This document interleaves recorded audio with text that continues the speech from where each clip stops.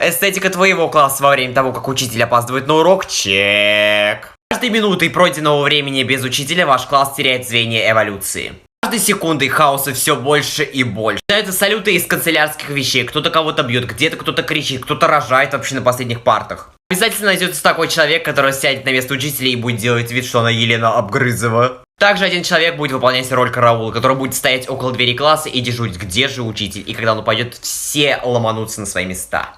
Также найдется такой индивидуум, который скажет: так, 15 минут от урока прошло, все, можно спокойно вставать и уйти. Такое правило есть. Какое-то, правило. Кто его придумал? С каждым разом обстановка в классе все накаляется и накаляется, потому что это полный трэш. Класс орёт так, что сразу понятно, что они далеко не фикусы пересаживают. К вам обязательно в кабинет заглянет какой-то левый учитель, который скажет: тихо, вы на весь этаж орете. Вы такие: пардоньте, и как только он закроет дверь, вы начнете орать еще больше.